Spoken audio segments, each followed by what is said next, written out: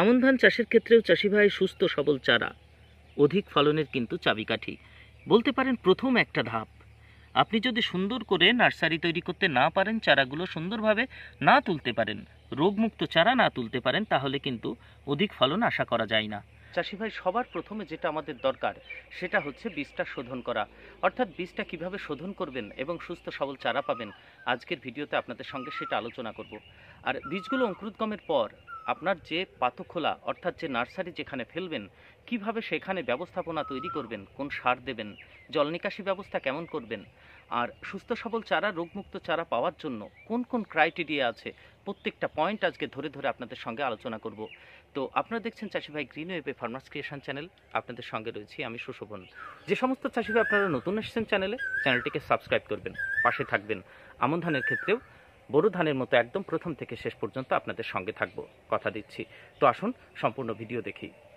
ধানের বীজ শোধনের জন্য চাষি ভাই তিনখানা বেটার ছত্রাকনাশকের কথা আপনাদের সঙ্গে আলোচনা করছি। প্রথম যেটা সেটা হচ্ছে সাপ। আমার কাছে দেখছেন এখানে সাপ আছে। তো এই সাপ দিয়ে আমি এখন বীজ শোধন করব। আর এর ভিতরে টেকনিক্যাল সবাই জানেন, ভারতবর্ষের সব থেকে মনে হয় অধিক বিক্রিত একটা সস্তার ভিতর সিস্টেমিক এবং টেকনিক্যাল দুটো গুণই যার ভিতরে রয়েছে সেটা হচ্ছে সাপ। ম্যাঙ্কোজেব 64%, কার্বনডিজম 12%। তো এটা দিয়ে আপনারা ধানের বীজ কিন্তু শোধন করতে পারেন। আর এর সঙ্গে যেটা মেশাতে হবে সেটা হচ্ছে স্ট্রেপ্টোপ্লাস, স্ট্রেপ্টোমাইসিন। অনেকে দেখবেন এই হলুদ রঙেরই পাতা হয়, স্ট্রেপ্টোমাইসিন যেটাকে বলে, সেই স্ট্রেপ্টোমাইসিন ব্যবহার করতে হবে। তো কিভাবে ব্যবহার করব, কিভাবে শোধন করব, আসুন এটা শেয়ার করি। সাথে সাথে আরও দুটোর নাম আপনাদেরকে বলি। কার্বনডিজম, যেরকম আমরা ব্যাবিস্টান বাজারে নামে পেয়ে যাব, একই টেকনিক্যাল অর্থাৎ কার্বনডিজম 50% ডাব্লুপি আপনারা দেখছেন। সিস্টেমিক ফাঙ্গিসাইড, কৃষি রসায়নের এটা ক্যাবিস্টিন। অর্থাৎ ব্যাবিস্টিন যদি না পান তাহলে ক্যাবিস্টিনও আপনারা ব্যবহার করতে পারেন, একই উপাদান আছে। অর্থাৎ আপনাদেরকে দেখতে হবে কার্বনডিজম 50% ডাব্লুপি। প্রতিটি সিড ট্রিটমেন্টের জন্য সেরা ওষুধ বলতে পারে। আরেকটা চাষি ভাই টেকনিক্যাল, সেটা হচ্ছে টেবুকোনাজল। দেখুন টেবুকোনাজল একটা ছত্রাকনাশক, আবার ওর ভিতরে ব্যাকটেরিয়া নাশকের ক্ষমতাও কিন্তু রয়েছে। অর্থাৎ ব্যাকটেরিয়াসাইড এবং ফাঙ্গিসাইড দুটো রূপেই কাজ করে। তবু আপনারা যদি টেবুকোনাজল মেশান তাহলে টেবুকোনাজলের সঙ্গে আপনারা সামান্য পরিমাণে ভ্যালিডামাইসিন অথবা কাসুগামাইসিন মিশিয়ে আপনারা বীজটাকে শোধন করবেন। তো এবার কথা হচ্ছে তিনটের ভিতরে বেটার কোনটা।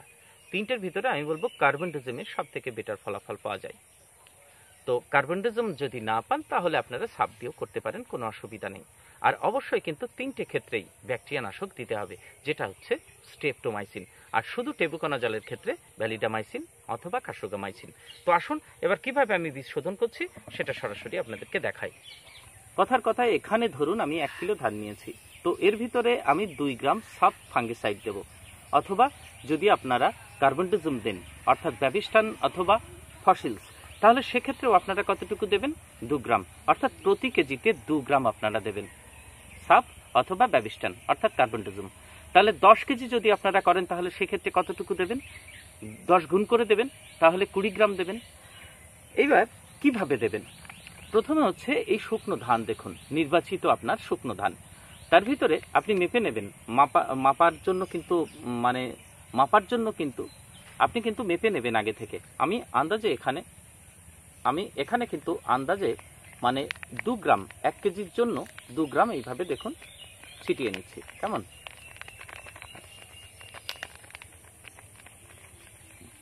এই দেখুন 2 গ্রামের কাছাকাছি আমি এখানে দিয়েছি,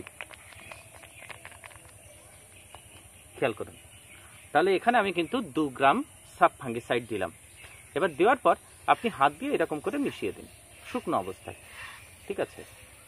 এবার টোটালি কিন্তু দেখবেন ভালোভাবে মিশবে না, এখানে কিন্তু অল্প একটু আপনাকে জলের ছিটে দিতে হবে। তো জলের ছিটে দিলে ভালো করে মিশবে। এবার জলের ছিটিটা কি ব্যবহার করবেন দেখুন সেটা।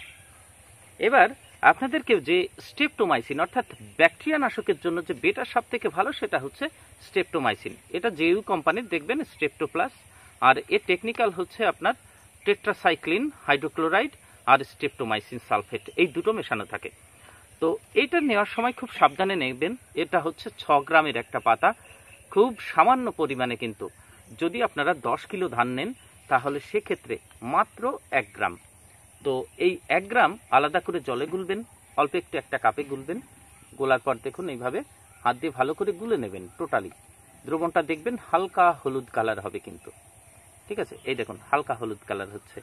এবার এই যে দ্রবণটা, এই দ্রবণটা আপনারা ধানের উপরে আস্তে আস্তে ছেটাবেন, ঠিক আছে। দ্রবণ তো রেডি চাষি ভাই, এবার এই দ্রবণের ভিতরে আপনি আস্তে আস্তে জলের ছিটে এরকম ধানের উপরে ছিটিয়ে দিন, ঠিক আছে। এইভাবে ফেলুন। এই ফেলানোর পর এই যে সাব ফাঙ্গিসাইড ছিল সেটা কিন্তু ধানের সঙ্গে খুব সুন্দরভাবে মিশবে। এই কাজটা আপনাকে কিন্তু করতে হবে। এদিকে স্ট্রেপ্টোমাইসিন গোলা জল দিতে হবে, আর এদিক ভালো করে মিশবেন। মানে যতটুকু পরিমাণ ধান, ধরুন 10 কিলো ধান, 10 কিলো ধানের জন্য এই হাফ কাপ জলের ভিতরে গুলবেন, তাহলে টোটাল এই ধানের ভিতরে কিন্তু মাখানো হয়ে যাবে 10 কিলো ধানের জন্য।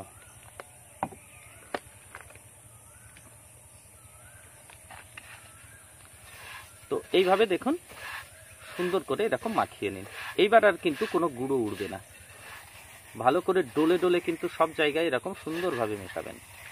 ডলুন না, বেশি সময় ডললে কোনো তো অসুবিধা নেই। অর্থাৎ আমরা প্রত্যেকটা ধান যখন দেখব সুন্দরভাবে সব একরকম কালার এসেছে, ঠিক সেই সময় আমরা এইভাবে মাখানো বন্ধ দেব। এবার ধান মাখা তো আপনার কমপ্লিট। তাহলে এবার এই যে ধানটা নিলেন, এই ধানটা আপনারা ছড়িয়ে দেবেন। একটা বড় পাত্রে নেবেন, বড় পাত্রে নিয়ে সুন্দর করে এরকম ছড়িয়ে দেবেন। এইভাবে হালকা করে ছড়িয়ে শুকাতে দিন 1 ঘন্টা। অবশ্যই রোদে না, কিন্তু ছাওয়াতে আপনারা এভাবে 1 ঘন্টা রেখে দিন। 1 ঘন্টা রাখার পর এর ভিতরে এবার আমাদের জল দিতে হবে।